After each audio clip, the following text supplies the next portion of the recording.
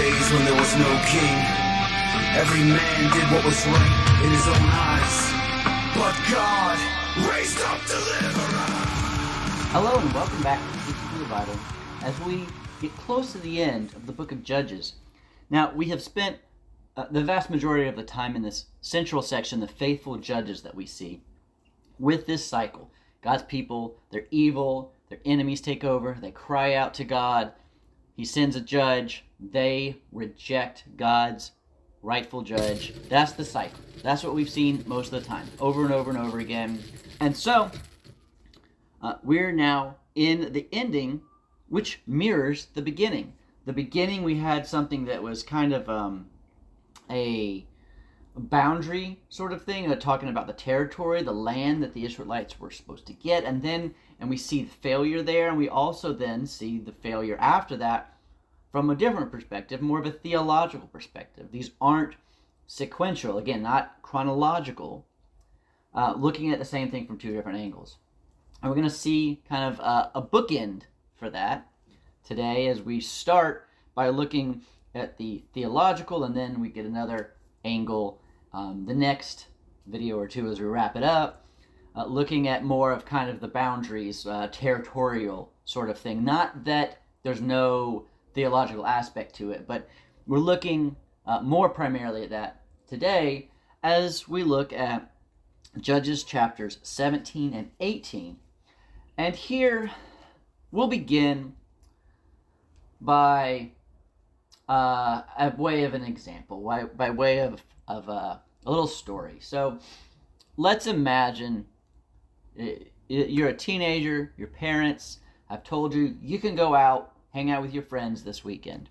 But we've got some rules, all right? Number one, all right, you need to be back by 10 p.m. Don't be out any later than 10. We want you back by 10 p.m. Number two, don't go to that construction site, right?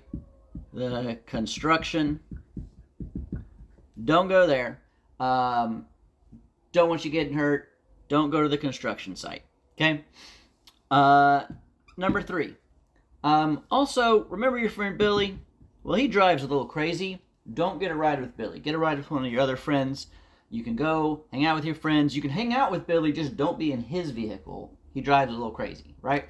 So, maybe those are their three stipulations. So you go that weekend, go hang out with your friends, and you go to the construction site, and you get a ride with Billy, actually. In fact, you even go with Billy to the construction site.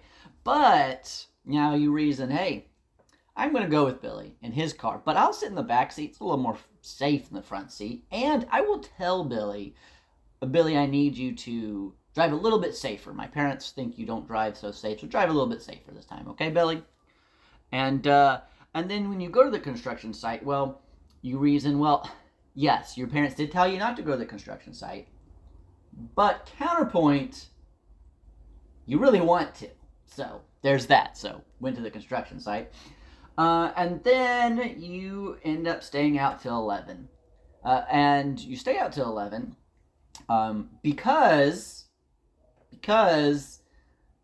everyone wanted to do it. That's all your friends were going to stay out till 11. And so you're with your friends. So you stay out till 11. So now, obviously, if you think through this and you say, all right, well, how is that going to fly with the parents? If you give that reasoning to the parents, are they going to say, oh, yes, well, obviously, then you can, in that case, of course, you can go with Billy and you can go to the construction site and you can stay out till 11.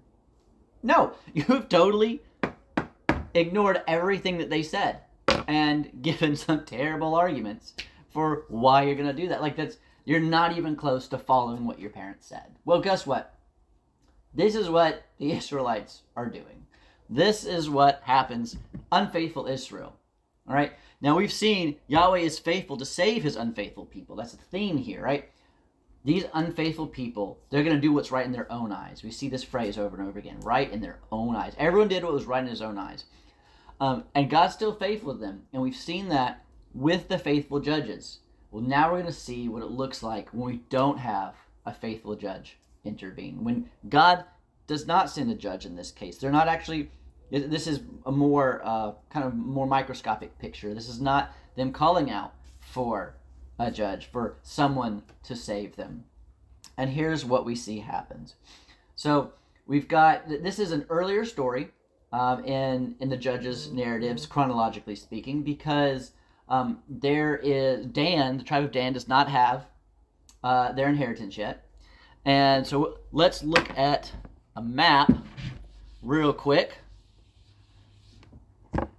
Remember, we've got the Mediterranean Sea, Sea of Galilee, Jordan River, Dead Sea. Now, then, we've got, so if we've got these bodies of water, we've got a few different places to know. We've got Ephraim and Judah. So Judah, big area here. Ephraim, kind of over here. And where Dan's land was supposed to be, right here. That's the land they were designated. And then we'll see the city of Dan way up here. Why is there a city named Dan here and the tribe is down here? We'll see that in a minute. So last bit of background is we see 17 verse 2. Actually, we'll start in verse 1. There was a man of the hill country of Ephraim, whose name was Micah. And he said to his mother, the 1,100 pieces of silver that were taken from you, about which you uttered a curse, and also spoke it in my ears, behold, the silver is with me. I took it. 1,100 pieces of silver. Should that sound familiar? We just talked about this last video. Because what happened in the last video? Samson and Delilah. So chapter 16, so just one chapter before, chapter 16, we have these Philistines trying to bribe Delilah to get Samson to give up his secret. And what do they bribe her with?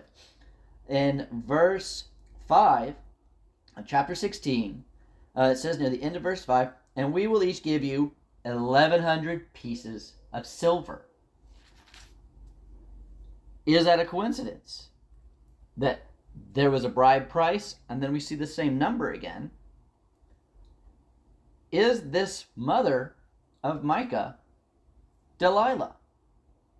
We can't say 100%. It doesn't ever say the mother's name. It doesn't give her name. It gives the name of Micah. But this is a chapter, like next chapter on, same amount of money here, 1,100 pieces of silver. Now, in this first case, the Philistines, maybe each one of them was individually giving 1,100 pieces of silver, or maybe collectively they were each pitching in to make it 1,100 pieces of silver. So it could be that the numbers aren't actually the same, but we are seeing the same number here. That maybe they were all collectively giving this much money, and then this much money was taken from this woman by her son, Micah.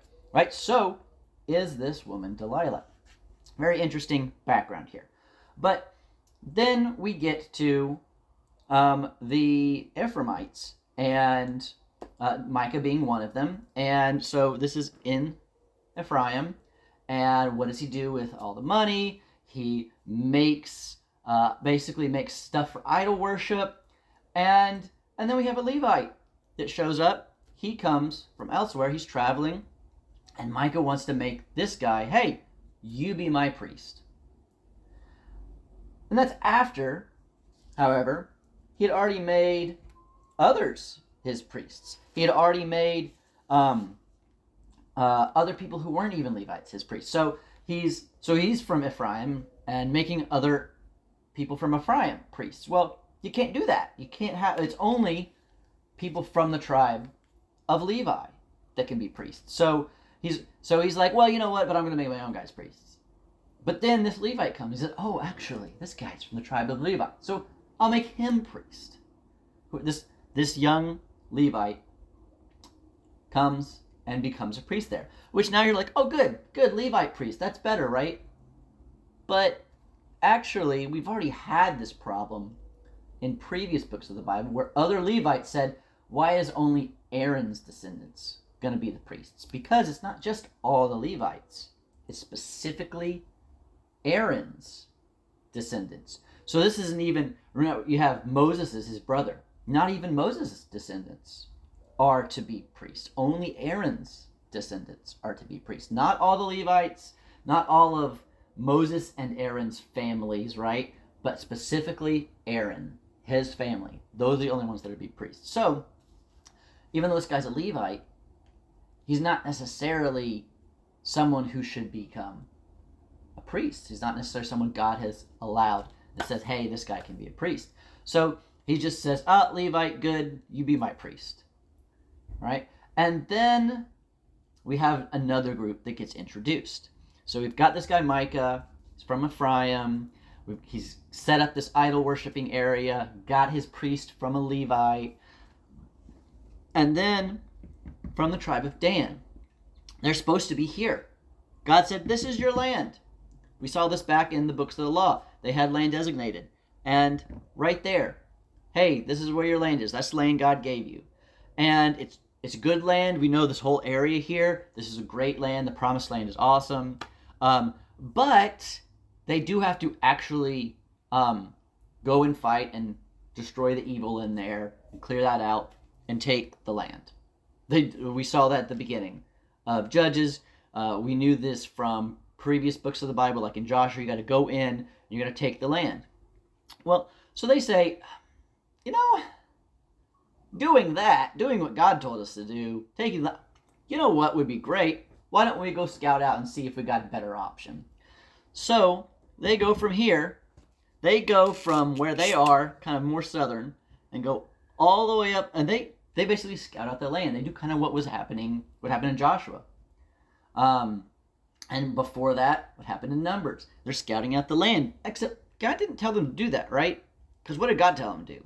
He said, here's your land, right here. Thank you. And but they don't. They say, nope, let's go check out. And they say, up here, way up here, where other tribes have been given that land. That's where other tribes were supposed to be taking over. They say, hey, there's this great spot here. It's great. And they describe it. And if you go read how they describe it, it's just like the rest of the land. It's great for someone to go inhabit. The difference is that it's an unsuspecting people who are minding their own business and aren't connected with any other people. So they're isolated. If they get attacked, they got no one to come help them. In other words, it's like trying to press the easy button. Hey, you know what? I think it'd be easier to take this land than that land, the land that God gave us. So we'll go take that land instead. We'll take the land that God gave to someone else. We'll go take the land that God did not give to us because we think it's easier. Because we're gonna press this easy button, and then all our problems are solved. We can get what we want our way. So these guys, as they traveled up here and made this investigation and found this way to disobey God, they happened to pass by Micah. They happened to pass by where he had Levite, where he had his false worship center, and they met them and they recognized this Levite's voice. That's interesting. Was he someone local initially from where they were, or was he famous or something? It's interesting. It'll be something to note for in a few minutes from now when we get to that. But they've decided, hey, let's go ahead and go find our own land instead of the land that God's given us. They come back, they tell everybody else about it, and as they're going up to go take over the land, they're going to go move up that way, and they stop back by Micah's place. They stop back by where the Levite is, where the false worship is, the idols. And they say, you know what? Instead of worshiping Yahweh, or maybe they want to do it in addition to it. Maybe they want to just put it all together, right? It's an illegitimate way to do it, but that's kind of how a lot of people did it back then. They say, hey, why don't we just take all of these idols? Let's add to our collection of gods. Let's get some more. Hey, there's some free ones here. We can just steal from this dude. So they're stealing, and they're worshiping false gods. They're just adding and compounding to the things that they're doing that they're not supposed to be doing. God has said, don't do this, do this. And they're like, well, instead of not doing this and doing this, how about we do this and don't do that? So they go to steal the gods, the false worship, and the Levites like, hey, what are you guys doing? And they say, you know what? How about you come with us? You can be, essentially they say, you can be our high priest. for this whole tribe of us, for all the people of Dan here that are moving up north and illegitimately taking this land. You can come join us in our illegitimate work. Instead of this one, Micah, he's one guy. He's got one family. Whole tribe, you can be with the whole tribe. You can be a high priest for all of us. Sweet deal, huh? And in fact, the Levite does seem to think that. It says that he was glad to do that. Like, awesome, great, I would love to join y'all. And so he does. He leaves them. Leaves Micah. They have this Levite who shouldn't have been a priest, is now becoming kind of their high priest for their false worship. And here, they're doing all these things they're not supposed to be doing, as if this is fine. As if they're doing it because this is what's right in their eyes, what they think is going to be a great plan for them. This is, oh, we would like that. We would like that. We would like that. Instead of, God has commanded this. God has told us that. God is giving us this. So just a very self-focused mindset, not looking at what God has told them to do. And this is part of why we have this cycle going on, because they're doing evil. And it gets even, there's even a bigger twist by the end of it that's just ready to just blow your minds as you're looking at how terrible these people are, how bad this has been. Chapter 17 and 18, all the things that Micah did wrong, all the things that the Danites did wrong. And so we see these people having illegitimate priests. We see the stealing of both the illegitimate priest and the fake worship and the land, all of this stuff. And in chapter 18, we see, starting verse 29, after they've stolen the land, destroyed the people, and they named the city Dan after the name of Dan, their ancestor, who was born to Israel. But the name of the city was Laish at first. And the people of Dan set up the carved image for themselves. And Jonathan, now we hadn't heard the name before of this Levite, Jonathan, the son of Gershom, son of Moses, and his sons were priests to the tribe of the Danites until the day of the captivity of the land. So they set up Micah's carved image that he made, as long as the house of God was at Shiloh. This is a bombshell.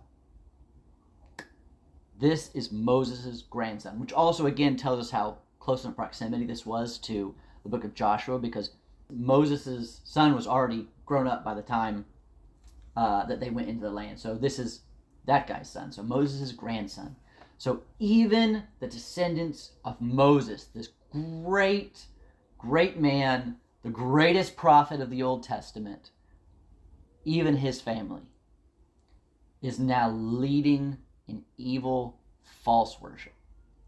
It's just a total bombshell that they could have said the name at the beginning of who this was. This is intentionally, this is a literary way of just having this crazy twist that shows how awful the situation is in such a short amount of time. That Moses' grandson is now leading an entire tribe in false worship and setting them down that path for the remainder of the time that they're there in the land. And it's not only this, it continues in the next chapters as we wrap up chapters 19, 20, and 21 in this next video or two, as we look at what else happens with another Levite next time. Thank you for watching that video. I hope that it helped you learn a little bit more about the Bible today. And if you'd like to continue to learn more about the Bible, then we have plenty of other videos on the channel. And if this has been helpful for you, then you can always let me know by subscribing to the channel. And hopefully I'll be able to continue to help you learn even more about God's Word. Thanks.